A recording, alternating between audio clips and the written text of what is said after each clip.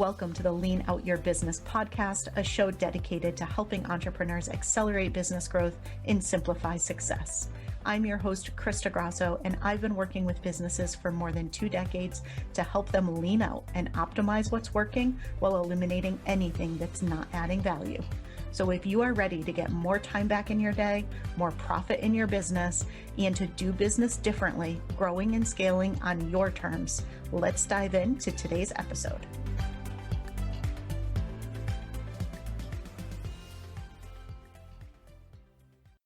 Hello, and welcome to another episode of the Lean Out Your Business podcast. Today, we are going to be talking about something that I think is one of the single most important things that you can do in your business, and that is defining your next level vision. So here's what we're going to be diving into today.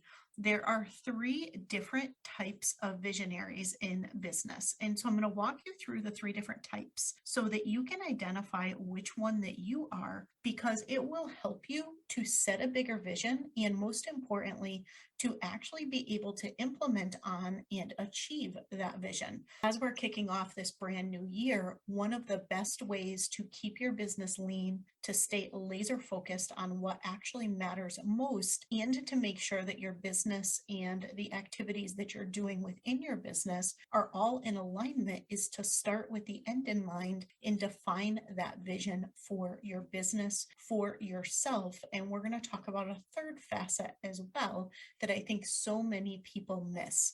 So when I say vision, I don't mean the vision statement that you probably have for your business. While I think that that is super important, I think that your vision statement, along with your mission and your values, tend to be more fixed. When I'm talking about vision, I'm talking about that vivid mental image of the future that you see for your business and for yourself. It ends up acting as a guide for the different decisions that you make in your business, as well as the actions that you take, the things you say yes to, and most importantly, the things that you say no to. When you not only have that clarity of vision, but you have a vision that's filled with passion and purpose, it helps you with motivation, it helps you stay laser focused, and it really does make business just so much more fulfilling and enjoyable. And that's what it's all about, right? We've got big revenue goals, we've got big impact that we want to make in the world. There's a lot that we're trying to do with our business, but at the end of the day, if we're not loving it, if we're not actually finding fulfillment in what we're doing, then why are we doing it? There's so many ways that you can grow and scale a business. You want to make sure you're doing it in a way that's going to get you the results that you want in the way that you want. And I think that all comes down to and starts with getting really clear on what your vision is. So before we dive into the 3 facets of vision and how to set it, let's first start with the 3 types of visionaries. And super curious to hear which one you resonate with the most. The very first type of visionary is who I call the confident dreamer. These are people like Richard Branson and Elon Musk. The people who have really big dreams, they have absolutely no problem whatsoever dreaming big, and they may dream so big and set visions so big that people frequently call them crazy and tell them that there's no possible way they're going to be able to achieve what they want. But they have full confidence that they're going to. They may not know how yet, but they feel 100% confident that they are going to find a way to make that vision a reality. So this is the confident dreamer. So the second type of visionary is who I call the cautious practicalist. And this is the person who does not allow themselves to dream as big as they could. They either hold themselves back by thinking, well, I would love to do this, but it's just not possible in my industry. Or, well, somebody else might be able to do it, but I can't do it. So either they think that their dreams aren't possible at all or aren't possible for them. So sometimes they don't even allow themselves to dream big at all. But if they do, they tend to pre-edit that vision down by getting super practical and coming up with a lot of reasons as to why it's not possible in their industry or for them. Now, the third type is who I call the cautious dreamer. And they're a little bit of a blend between the two. So they have absolutely no problem dreaming big. They have no problem setting that big, bold vision. However, they are a little more cautious than the confident dreamer. They've got some of the practicality of the cautious practicalist. And so they look at it and say, I really want to do this. This is what I really want, but not sure that I'm going to be able to do it this year, or I don't know if it's really going to be possible. And so they put some cautious optimism around their vision. They don't edit themselves down, but they don't have the same level of confidence that they're going to be able to achieve it as the confident dreamer does. It's not that any of these are better than the other. It's just important to recognize which one you are, because at the end of the day, vision is important, goals are important, plans are important. You know how much I love all three of these things. However, none of them really matter if you're not actually implementing and taking action, because a vision doesn't happen all by itself. A plan doesn't implement itself. At the end of the day, you or a team that you build around you needs to actually take action and implement in order for that vision and those goals to become a reality. And so it's important to know which type you are, because then you can surround yourself with the right type of support to actually make your vision a reality. And in this new year, I want nothing more than for you to be able to take that really big, bold vision that you have and make it real this year. Set that longer term vision and then break it down into a vision for this year and make that a reality. And so here's how you can set yourself up for success for each of those different types. So if you resonate most with a confident dreamer, you've got that big, bold vision and goals, may not know how to make it happen, but you know it is going to happen. Well, then what you really need to surround yourself with is a team of implementers. You need a team of people who can take that vision and roll up their sleeves and actually get it done, because you are probably really great at coming up with ideas. Your biggest challenge might be actually following through and staying true to that vision and not changing it and pivoting really often, because you constantly have new ideas and good ideas. And so you need the people to roll up their sleeves and get it done and get it implemented and take the actions that are required for that to become a reality. But also, you really should surround yourself with a business coach or consultant or strategist to help you weed through all of those amazing ideas that you have and stay laser focused on what matters most. Typically, the biggest challenge for the confident dreamer is focus, consistency, and implementation, right? Really good at that big, bold dream, just have full confidence it's going to happen, which is amazing, but don't always take the actions or the steps to make it happen at all, or to make it happen as quickly as possible, because you're working on too many things at once, or you get distracted and move to a different bright, shiny object. The second type of visionary, the cautious practicalist, what you really need is someone to help you dream bigger. You need somebody to support you in realizing that it is okay to have that big, bold dream, to have that big, bold vision and goals. And not only is it okay to have it, but it's actually possible for you to achieve it. Now, for you, what would make the most sense is really to get yourself into a mastermind or a group mentorship experience, or something where you have the benefit of both one-on-one coaching, consulting, and advisory, and a community of other people at the same level, or ideally beyond the level that you're currently at. And what you want to see is you want to see evidence of things being possible. You want to see other people dreaming really big, setting those big visions, and actually achieving these big goals that you didn't think were possible. And you want to see people like you or people that you resonate with doing it, because that is going to help you remove some of the doubt, remove some of those self-imposed limitations, and remove some of that practicality that you place on yourself to realize, you know what, I can actually do this.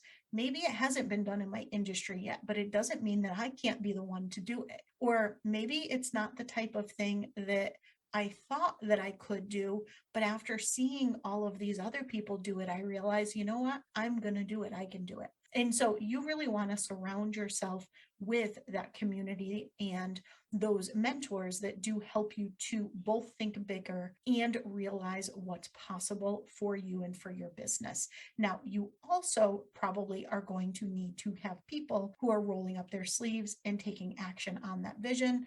As entrepreneurs, we tend to always be great at vision and ideation, and we tend to need the people who will help us actually get stuff done. So, if you resonate most with the cautious dreamer, you need a little bit of all of the above. So, the cautious dreamer, great, you've got that really big vision and goals, but you don't have that full confidence that it's going to happen, and sometimes can get overly practical. And so what can happen is, usually as a cautious dreamer, you do hit your goals and you hit them pretty regularly, and you do realize your vision, and you probably realize it a lot quicker than you might have thought that you were going to. But you usually can achieve much bigger goals. You usually can achieve a much bigger vision, and you usually can get there a lot quicker, again, by seeing and believing in what's possible for you and removing some of that doubt and overly unnecessary practicality, and also surrounding yourself with coaches, strategic advisors, community that can support you, keep you focused, and building that team as well that will help you implement. So no matter which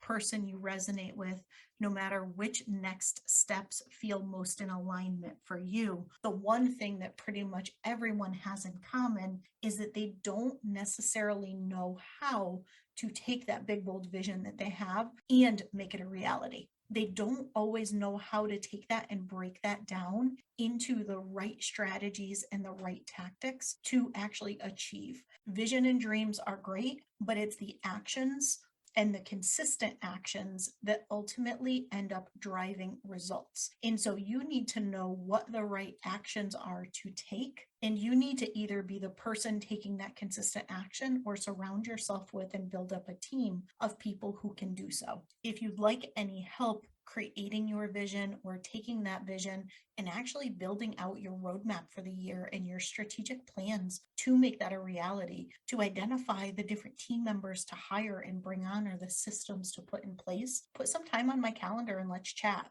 And I'd love to support you through that. Or you can join me at the Lean Out Level Up retreat, which is coming up next week. And we're going to be doing that together as a small group. So you can find all the details at leanoutmethod.com/retreat, or put some time on my calendar at scalingstrategycall.com. But the next step in that is actually defining your vision itself. So now that you know which type of visionary you are, let's look at what a good and a great vision looks like. There's 3 facets to setting your vision for your business. And I find that most entrepreneurs are missing at least one of these. And so when you look to the future, and for you, it might be just a few years in the future, might be 10 years in the future, might be even further into the future. It's however far you can see into the future is where you want to start. And then I like to take that and break that down into a vision for the next year. But if you look as far as you can see into the future, one of those facets is your business, right? What do you want to be known for? How do you help your clients? What are you the go-to business and trusted resource for?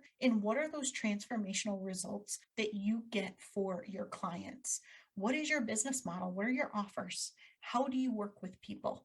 What is your pricing structure? What does that business of the future look like as your business evolves, grows, and scales? The next piece of that is you personally, because as entrepreneurs, our business and our life are so intertwined that I think it's absolutely critical that you think about and consider, what are your lifestyle goals? If you're thinking about the next 10 years, how is your life going to be different 10 years from now than where it is today? Where do you live? What do you do all day? How much do you work? What role do you have in the company? How are you stepping into more of your zone of genius? Does your zone of genius evolve? What does that look like? So as you look at yourself, your health goals, your wellness goals, your just personal lifestyle goals overall, how does that interrelate with your business so that you have the space and the focus to do what you want personally and to do what you want within your business? And the third piece, the piece that I see so many people missing, is your customer. So if you think 10 years into the future and you're really looking at your customer, Who is that customer of the future that you're working with? How might they be different than the customer that you're working with today? And when you think about your business model, right, I think that your vision really ultimately has such a big influence on the business model that's right for you, on the offers and the structure that's right for you. But when you look at your business model and you think about your customer, who is it that you're serving 10 years from now? Are you serving the same customers? Do you see the people who are with you today still working with you in the future? Or do you serve a niche market? So if you work with businesses, for example, do you work with startups? Well, people are only in a startup stage for a certain period of time. If your business model is exclusively to work with startups, then maybe you want to be looking at building referral relationships with people so you have a place to send people when they graduate out of whatever work you do with them. Whereas in the other model where the customer grows and evolves with you, then you want a solid ascension plan in place. You want to have a really intentional, scalable signature offer suite. So as people are evolving and growing and scaling in their business or in their life, they have a next level to work with you in. So a really good vision is the intersection of all three of these. If you think of it as a Venn diagram, it's right in the middle where you are considering your business, yourself, and your customer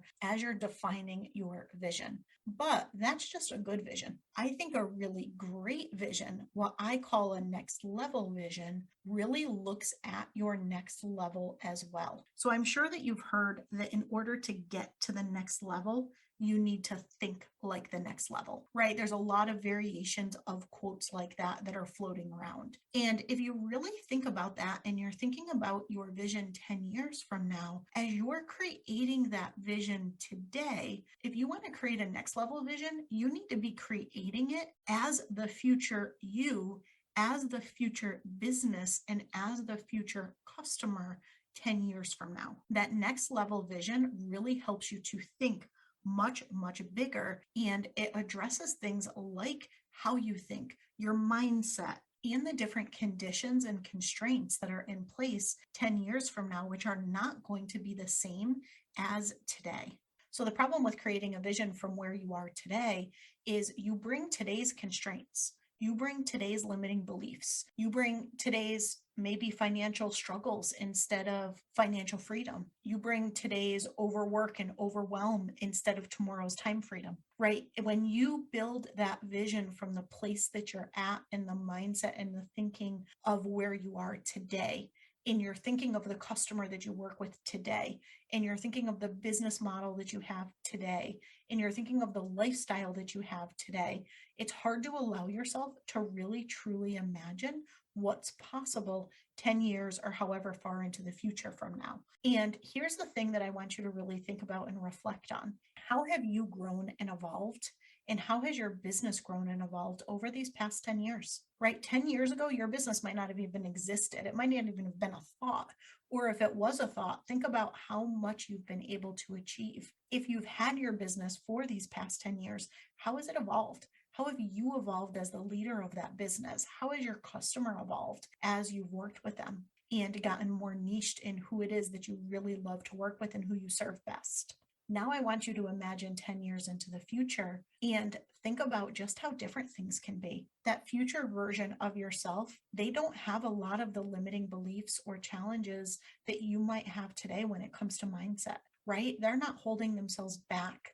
They're not playing small so others feel better about themselves. They're not letting fear get in their way, right? They might still be afraid, but they are moving forward and doing it anyway. They aren't ignoring boundaries and putting everyone and everything else first. They're actually making the right time for themselves. They're not seeking validation and worried about what others think. They're just in a completely different place. They're unapologetically ambitious. They're successful, and they model the way for others to follow them. Think about what's truly possible for you in the next 10 years or in the next few years. And so you want to be setting your vision and thinking about your vision from that perspective. And some people can do this. Some people can future cast really well. They can imagine themselves, their business, their clients in the future, and really step into that next level thinking. Others struggle with it. And so if you are struggling to do that, what I would recommend is Look at other people who you admire, other business owners, other individuals. Look at their characteristics, their qualities, their values, their business model, how they structure things, what they do, how they work with people. Look at what you admire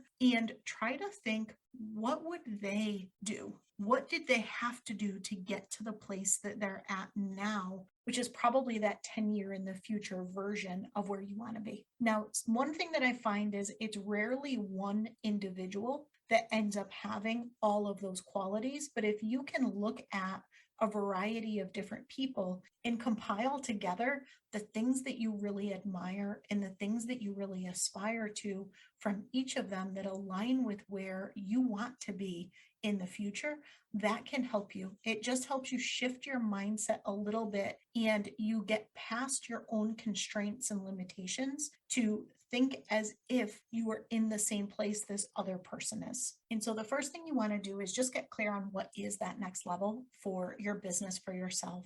And then you want to think about what is that next level you do differently than what you do today. And that really is so incredibly impactful in not only achieving that longer term vision that you have for your business, but also a shorter term vision where you look ahead at the next year. So I want you to imagine that it's a year exactly into the future, a year from today. And you and I are having a cup of coffee together over Zoom, and we're talking about this year, and you are telling me how this was the most incredible year you have ever had in your business and in your life. You're not working around the clock anymore. You feel like you actually have time for the things that matter most to you. You're spending your time doing the work that you love. You're working with clients who you really love helping and love working with. You generated more revenue and more profit than you even imagined going into this year. Your business doesn't feel complex. It feels simple because you have systems in place. You have your team in place. You have everything surrounding you and supporting you so that you're spending your time in your zone of genius and actually getting to do the things that fuel you and really make you feel fulfilled. Put yourself in that place, in that conversation, and then ask yourself, what needed to have happened in order to get there? What did you need to do differently? How did you need to reimagine your business? How did you need to grow as a leader and evolve your mindset? What decisions did you need to make about the people that you serve and who you work best with? And what do you want to change about the things that you're doing, the way that you're thinking, the routines, the habits, all of that ecosystem around you? What do you want to change in order to make that possible in this next year? And if we take it back to those three types of visionaries and what each one of them needs to really set themselves up for success, what do you need to do? Do you need to hire a coach or consultant? Do you need to join a mastermind or a mentorship program? Do you need to find a community to be a part of? Do you need to hire people and build out your team, whether it's freelancers or full-time employees or whatever that might look like? Take the time to not only create your vision, but also to commit to making that vision a reality by taking action and implementing on it, staying laser focused and keeping things lean. So I hope you got a ton of value out of this episode. I always say that vision is absolutely one of the most important things that you can do in your business. It's why it is part of the first pillar of the lean out method. It's all about setting your context and getting that clarity on if you're working on the right things. So while your vision will help you understand if you're working on the right things, you then can take that vision and break it down into goals, 90-day goals, so that you then know not only are you working on the right things, but are you working on the right things right now? Makes it a lot easier to make decisions, to know what to commit to know the things to say no to and the things to lean out so that you can achieve that vision and goals and do it in a really sustainable way where you're not having to hustle and overwork and feel overwhelmed as you move through the new year. Again, if you'd like any support, put some time on my calendar, scalingstrategycall.com, or join us for the Lean Out Level Up retreat. We're going to do a lot of this together. We take that vision and we go way deeper than what we talked about here in this episode. We actually build out your roadmap for the year and we get really clear on what your strategic plan is for Q1 and what you're going to say yes to and what you're going to lean out and say no to, so that you can create the space in your schedule and in your life for the things that you really want to do and achieve this year, and get rid of all of the things that just simply aren't serving you and aren't going to take you closer to that next level vision that you have for your business. So you can find the details for that at leanoutmethod.com/retreat. I hope you have an amazing week, and I will see you again next week.